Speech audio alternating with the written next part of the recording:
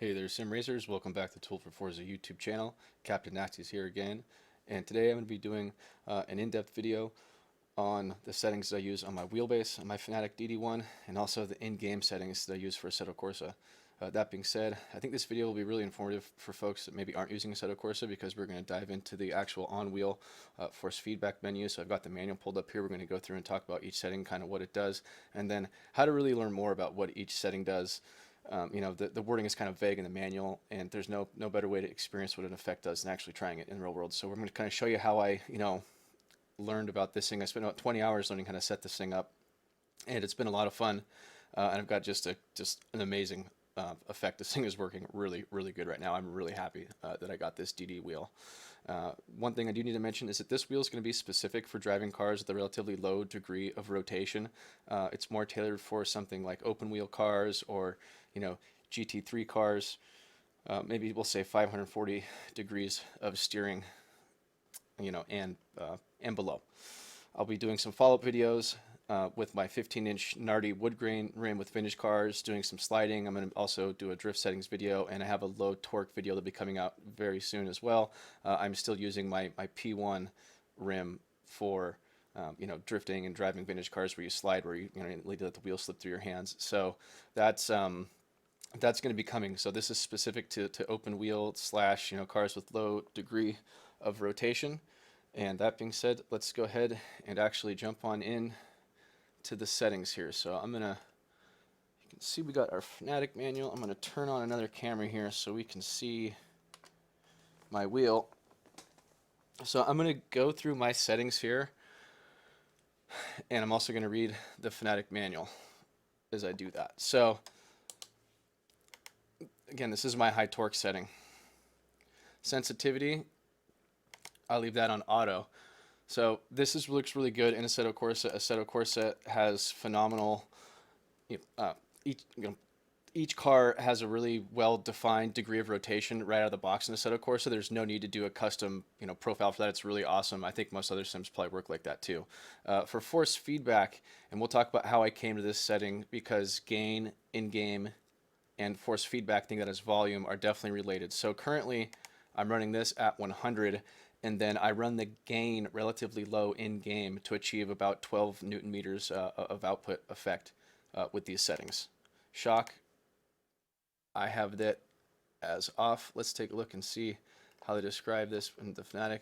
Yeah, there's a shock vibration motor, so I don't use this because I get plenty of bumps and curbs and effect from Assetto Corsa without that, and I have base shakers as well, so I like to turn that one off. That one's really personal preference. ABS. So I run this one at 96, and essentially what this does, if you set this value to 100, then the vibration will start once you hit 100% brake input. If you set it to 96, it will start to rumble when you get to 96, so it lets you know that you're just about at 100. I really like it there. Super personal preference as well. It has nothing to do with force feedback, but I figured I'd mention it because it's in the menu. Force effect. So this is where it starts to get a little bit confusing for me. So there's no specific explanation for what this is. It says these force feedback modifiers give the ability to change the force feedback signals of a game. So I essentially think this is the same thing as the FFB setting. I'm not totally sure what it does, and my philosophy is that it's better to tune your force feedback with as few settings, on the wheel, and make your adjustments in game as much as possible, and then if there's a characteristic you want to try to tune out or amplify in a particular game, then you can use the wheel to do that, and I'll show you how I do that as well. So this one I'm just going to leave it 100. I don't want any scale or anything weird going on. For spring effect, this doesn't matter in modern sim racing games, so I left it off. For damper effect, so this is another one that's not explained very well, but essentially this will make the wheel a little bit heavier, and it also makes the wheel slower when it fights you. But so I ran this one off on my belt wheel, and leave this off here because there's more detailed damper settings on the DD that we're going to get into right now. And the first one of those is natural damper. So on these cars with a low degree of rotation, I run these at 10. And let me read what it says here. The natural damper will give you an additional damper which you can adjust from off to 100. The same as the strongest dampening effects reacts to the acceleration and angle of your steering. If you turn it off, your steering will have no additional damping, making it easier to turn the wheel. The natural damper is useful to reduce unwanted wheel oscillation. So I've never had any oscillation problems, and this setting to me is not well worded here. I find that this natural damper tends to make the wheel react a little bit slower when it's self-steering, and I like that because this thing is really violent. So on my low torque setting with the round wheel where I'm sliding, I run this up at 30 because it's just too violent and fast to even try to catch, you know, a slide like if you're going from lock to lock or driving a vintage car. So now on these cars I run it at 10 because you're not catching big slides and doing that. That's called crashing in a car with, you know, open wheel or with low degree of rotation. Natural friction. So I run this setting off. The base setting from Fanatec is also off, and this essentially just makes the steering feel heavier. It says the higher the setting, the more resistance you'll feel when rotating the wheel. So it's already got plenty of weight to it with my Assetto Corsa settings. And again, I'm trying to not have, you know, effects on unless I absolutely need them. Brake force. So I run this at max. And I do this because at the max setting, you get the most fidelity out of the brake pedal, and it also provides the most firm feel. And for me, that's definitely what I want. I really like firm brake pedals. So I run that at max or high on the wheel. Okay. FEI. This is what I'm going to mess with on this video for sure. So FEI, think of that essentially as smoothing. So it says this parameter adjusts the overall intensity of force effects and can make effects smoother. So this does act like, if you turn FEI to 0, you won't have any force feedback. So this is smoothing, but you have to be really careful with it.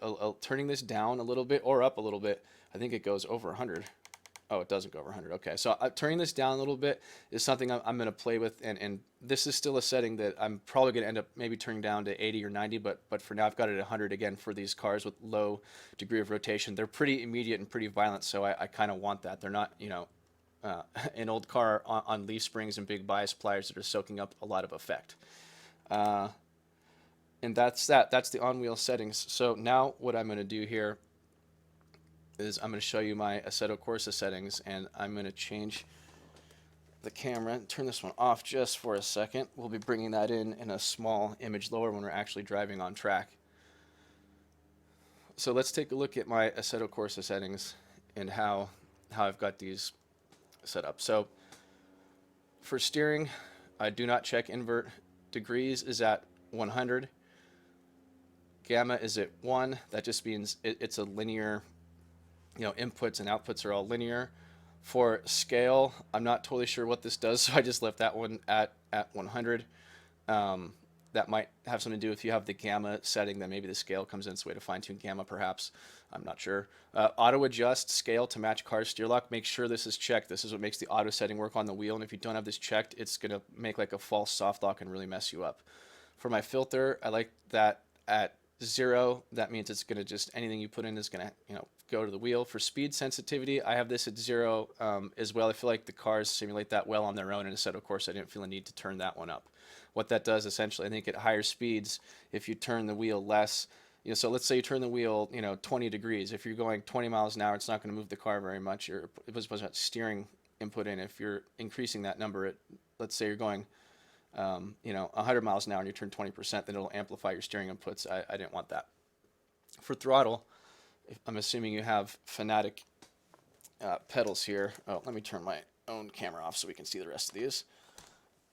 So for throttle, for Fanatec pedals, check invert. I don't like any dead zones. I like to have that 0 to 100. For brakes, check invert. I don't have any dead zones here from 0 to 100. So brake gamma, this is an interesting one, and this is how I set this up, but this is, you know, this is how I came to 1. But again, this video is not like these are the best settings for Assetto Corsa. This video is all about, you know, how to find your own best settings, trying to teach a man to fish. So what I think is really important is being able to modulate the brake at the very top of the range, specifically when you go to max braking and then coming just under max braking. So what I do to tune this setting is I apply max brake, and then I slowly try to come off and see if I can hover it right near the top, and it's harder than you think to do that, but it's a very important thing. So when you increase this gamma number, it takes less pressure to get to like half brake, which means you have more resolution on the top end. But for some reason, I don't seem to be as consistent with this setting. So you can see I'm here trying to hover it. Anyways, so I run mine at 1, and it might just be because I'm used to having that at linear from previous, pedal sets I've had. But again, that's personal preference.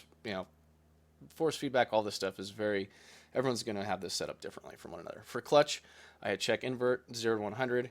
For handbrake, I have it checked on invert. Now you'll see I have a 15% inside dead zone. So what that means is you have to pull the handle back 15% to activate the handbrake. And I have a little issue where my handbrake likes to activate itself when I'm not actually pulling it on very low values. So I set this at 15 just to prevent my handbrake coming on when I don't want it to.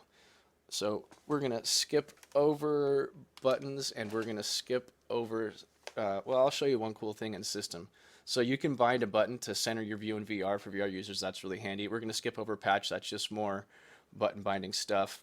Force feedback, the reason that we're all here. So in Assetto Corsa, I run my gain at 40, and that's really, really low, but I've got the wheel turned up to 100. So the combination of gain and the volume on wheel dictates the amount of newton meters that you're going to realize when you're driving. So for me, 12 is about where I wanted these cars, so I run gain down here at 40.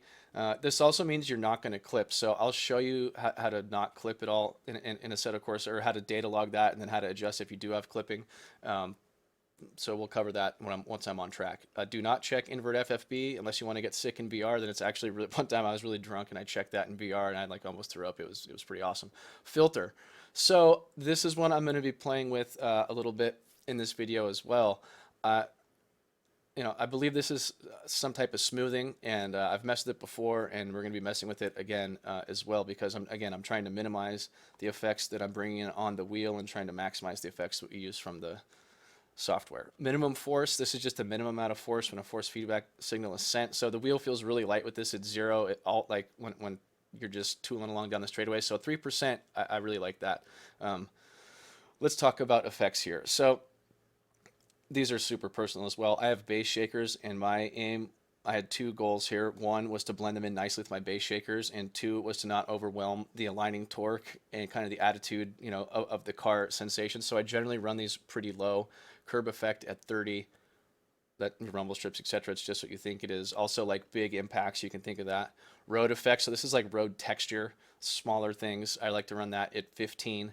Slip effect, I have this at 0. So the slip effect just makes the vibration motor come on when you're spinning the rear wheels, which is not at all what I want. I typically drive rear wheel drive stuff, and the slip effect, it just feels very odd when you're spinning the rear wheels, but you feel it in your steering wheel. I don't like that. ABS effect at 15. Miscellaneous. The enhanced understeer effect is a really cool idea, but it's too abrupt. So what happens with enhanced understeer is you turn the car in and exceed the grip on the front, then you lose your force feedback, but it's really, really dramatic. So if I could turn that down to like 25% of what it is here, if there was a slider, then I would probably try that out. But for now, it's a no from me if it's an off or on situation. Soft lock, definitely check that. It's nice. It just puts a soft lock on your wheel when you hit and lock. It's key. Do not skip any FFB steps. Leave that at 0. For post-processing, I do not have any of this enabled. Now for experimental, this is new stuff that I brought in with my DD wheel. And I have this, I've tested this extensively with and without this setting, and so I like it. I check experimental, check gyroscopic effect, and that gives you control of this damper gain slider. So again, this is me trying to smooth out when the wheel is returning to center and self-aligning, and I feel like that this definitely makes it more smooth. Without losing fidelity or anything like that. Minimum damper level, I just set that to 0. So those are my Assetto Corsa settings. Let's go ahead here and reset the cameras and head to the track, and we'll mess around with some of this stuff more. Alright guys, so before we go and actually get on track, I wanted to demonstrate how a few of these effects work on the wheel. And don't do this when you're actually in the car on the track. Do it in a menu or something like that, and I'll tell you why in just a second. So the ones that we're really curious about here are natural damper and natural friction and feedback effect intensity, FEI. So what I'm going to do is I'm going to demonstrate the natural friction setting first. So you can see I've got this off, and you can see the wheel's pretty smooth. It's really, really super, you know, light like this right now. I'm going to increase this to 25. You can just see it's got damping on it for sure. And it feels still smooth, you know, for sure, but it's definitely like heavier for no reason. And, you know, I could see in the sim if the force feedback was too light, at like neutral turning position, I could see running a little bit of that setting, and that's something I might run on vintage cars or drift cars or something like that. But for these, you know, true race cars, you know, with low degree of rotation, I like this off, and I get enough force feedback going in a straight line without running that setting. So let's take a look at the natural damper. So this is the one that I'm running at 10 currently. So okay, right? Really light. It really doesn't feel like it's, you know, doing much there. So let's turn this down and watch this. So it certainly seems to have a damping effect, at least before you're in the game, and actually, sorry, a friction effect before you're in the game too. So that's kind of odd. If you turn this up, put this on 25, and it's kind of, honestly, it feels really similar to natural friction at 25 right now, but in game, they definitely behave differently. So I just want to demonstrate that because I think it's kind of interesting. We'll put that back to. So let's check our FEI setting. Yeah. Okay, 100. So what I'm going to do is I'm going to do a lap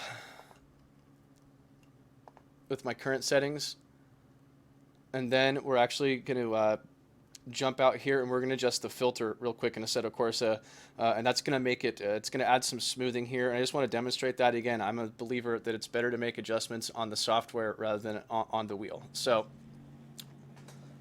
oh, before I get started here, so you're going to see a couple things. So when I'm tuning force feedback, I like to get up the force feedback controller, and this car I've got set at 100 currently. I'm going to turn all these other effects off because I'm just trying to make smooth aligning torque and feel the attitude of the car right now. I'm not, when you're tuning force feedback, you want to start with the most prominent thing, the aligning torque, and then mix in all these additional effects. So this is us just trying to eliminate variables and focus on really what's important. You'll see that I have the FFB clip app up. I do not recommend putting this in direct drive mode. I do not recommend, you have to have this manual override checked. If you don't check that, it tries to automatically adjust your gain, and it ends up not providing a good experience for me at least. So I use it just for this graph that you'll see a green line starting to go up here.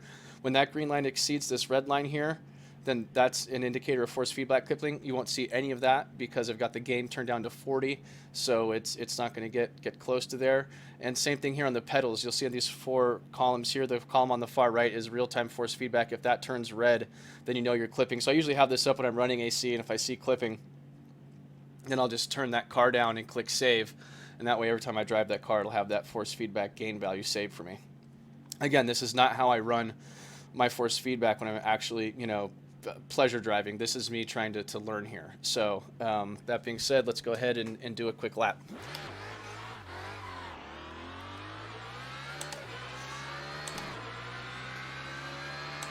And so what I want you to kind of watch here is my hands and watch the force feedback graph.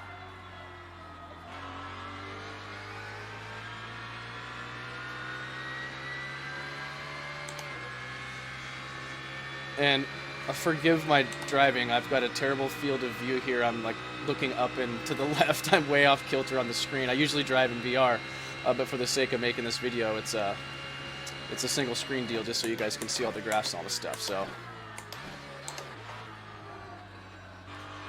felt like some good torque there. So that was about 9.6 Newton meters of torque it gave me there. So it's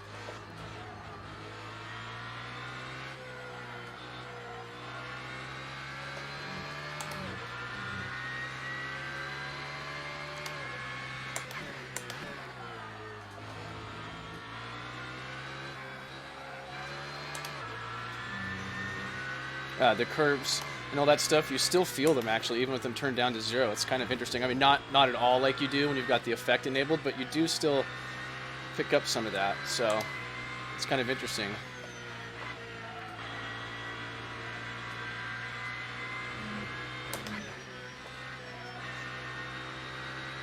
I mean, this feels like the fidelity is like incredible right now. It's it just it feels so darn good. And this is, again, this is the settings I landed on, but I'm trying to show you guys how to experiment with this stuff and give you some ideas on how to tune your force feedback to your liking, because inevitably you're going to want it set differently than I do. It's just the way the force feedback world works, and that's what makes this stuff fun.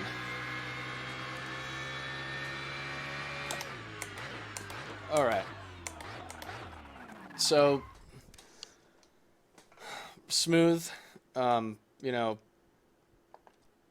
I mean, I didn't see any need to dampen that anymore than it already was, but I could see some people wanting to add some additional damping. So we're just going to crank this filter up to 50, and I would not recommend running it this high.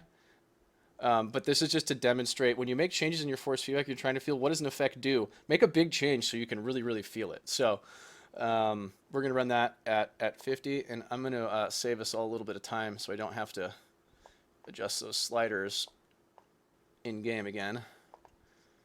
And we'll go back in and do a lap and take a look at the peak torque.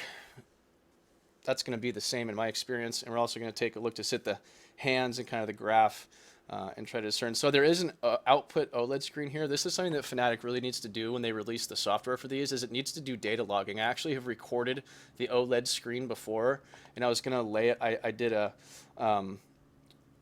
comparison between the gain on 40 and the wheel on 100, and then gain on 65 in game, and then force feedback on 65 on the wheel. It results in about 12 Newton meters, the same overall torque, but it's just two different ways to get there. And I couldn't discern a difference, you know, in terms of the way it felt, and the graphs looked the same on the little OLED here. But if you could see the graph bigger, maybe there is a difference there. Those are two good options to get to 12 Newton meters without clipping. So the reason I chose 65 gain in game for that test is because that's a number where I know, you know, I'm not going to. It's about the highest number you can get where you know you're not going to clip. So, but again, I settled on the settings you see here: gain at 40 and wheel on 100.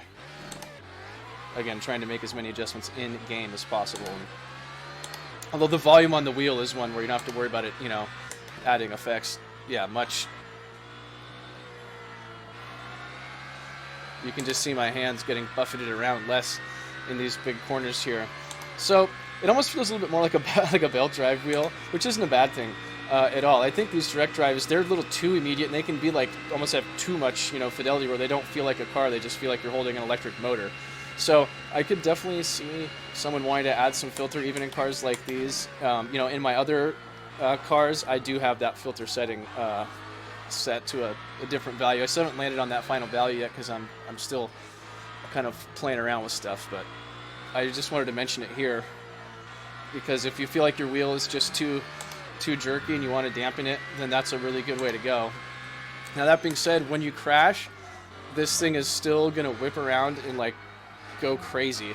So you got to be like careful because this thing will break your damn arm in a crash, you know, even with that filter cranked up. So we just hit 8. Let's see, plug it. 9.1 Newton meters. This is a good test corner here for, feels a lot like 10. Yeah, 9.7. 10.6. So yeah, again, see the filter doesn't limit the overall, you know, it doesn't put a ceiling or a floor in on your force feedback, but it definitely smooths it. You can just, I'm sure you can see my hands in the video, and you can definitely feel that it's smoother. So if you want to get some more smoothness, then add some of that that filter in AC. It works really good. And I would just start at 50% and then back it down. You know, it's good to start again with big changes when you're trying to learn what these effects actually do. That way, it'll be very apparent, you know, what time it is there. So let's take a look at the on-wheel smoothing, which is the FEI setting.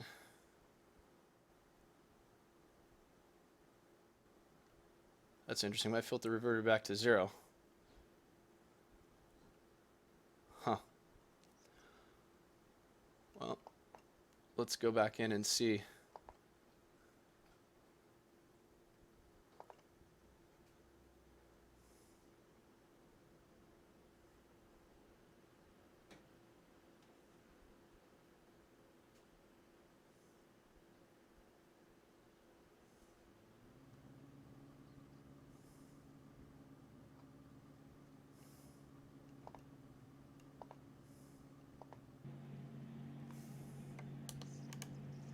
FEI. So I think a good place to start with this one, if you're trying to go for additional smoothness, is just turn it down to 80.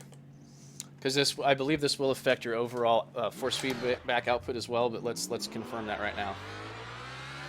And again, I'm doing that by just reading on the OLED screen, tells me the peak torque output. I know you guys can't see it, that's why I'm reading it out loud. Oh yeah, way smoother. Oh, you know, that's interesting. So it's still almost feels like it's got the volume on the wheel turned down.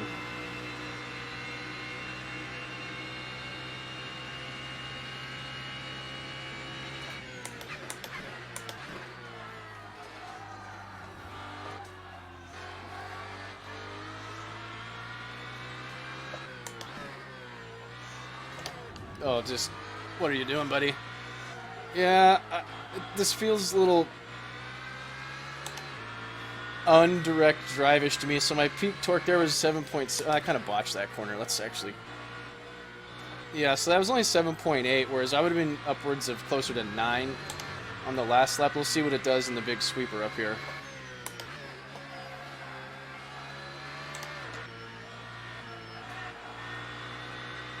.1.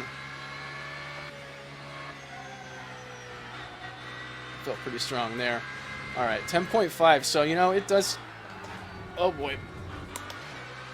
It does seem to still produce high values of force feedback. Although not quite as high as before, but we didn't hit the corner. There's so many variables here. That's why having data logging... You know what else would be really neat is if there was a way where there was like a robo driver that would just do the same exact lap every time, and then you could pull a data log, you know, off that, you know, from what the wheel was putting out.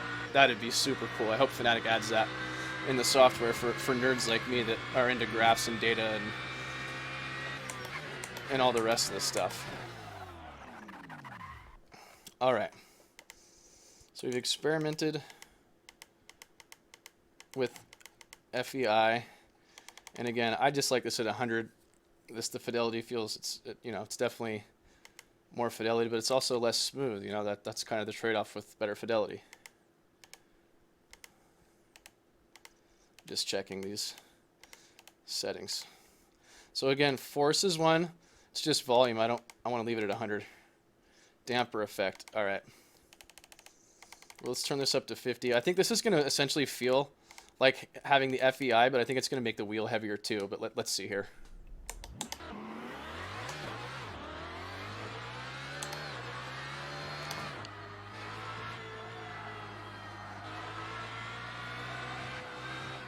This feels... Oh, the tires are probably cold too. This car. So the tire temperature also has a pretty big impact in Assetto Corsa on the force feedback strength as well. So make sure that you have your tires up to temperature when you're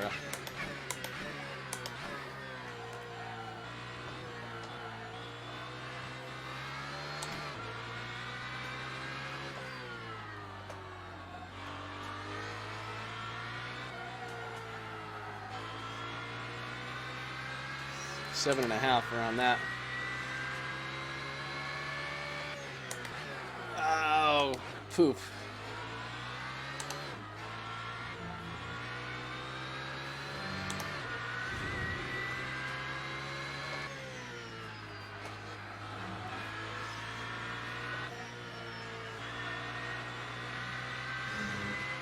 .2 newton meters there. Let's see what it... 9.9. So it's... Well, that's a lot. That's going to be over 10 right there. It's a big spike. Yeah, 10.5. So the nice thing is these settings aren't killing our, you know, our dynamic range at all, meaning we're still, you know, getting up to the 10-ish newton meter, you know, zone, which is great. I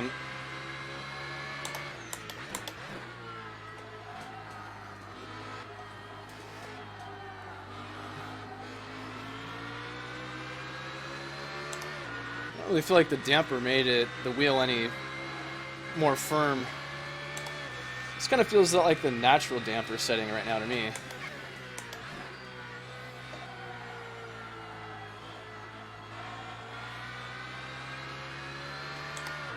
Actually feels pretty, you know, it feels pretty darn good. A little bit of damper, a little bit of natural damper. I could see someone running those settings a little bit higher on here as well. You know, if they didn't want to run the in-game filter, that's totally you know, debatable. All right. I'm gonna turn. I like it still better at 100 though. Or sorry, the damper off. And you could try that at lower values. 50 is kind of going shooting the moon right there. Let's make sure that it actually feels different too.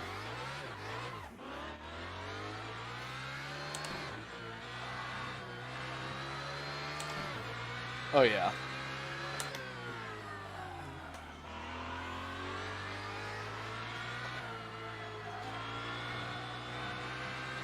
Yeah, you can just sure you can tell by the way that the wheel's behaving in my hands. Which again, I really wish I could show you guys a graph of the output and give you data. I know data is much more valuable than anecdotal, you know, evidence, but unfortunately until the software comes out, this is what we've got, and there's thousands of people with these wheels already, so. Yeah, it just feels like a direct drive wheel right now. I mean, that damper at 50 definitely was doing its job. Oh, trying to look at the torque on the wheel here and going off course. So I think, you know, that really about concludes this for me. I really enjoy this DD wheel.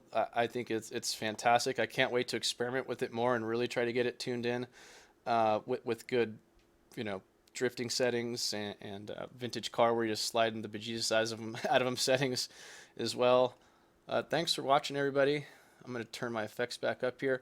And if you're looking for a social sim racing community on Assetto Corsa, on Automobilista 2 when that comes out, and on Forza Motorsport, come and check us out on Discord for PC stuff, and then of course on Xbox Live for the Forza Motorsport stuff. I really appreciate the support on the YouTube channel. I'm really new at doing this, and you know, I really have no aspirations to become like a YouTuber. I'm just trying to help. You know, I enjoy doing this kind of stuff, so I hope you find this helpful. And you know, I really hope that you guys come out and actually race with us online, because that's what this is all about, is growing our community. This is Captain Nasty's here. Over and out.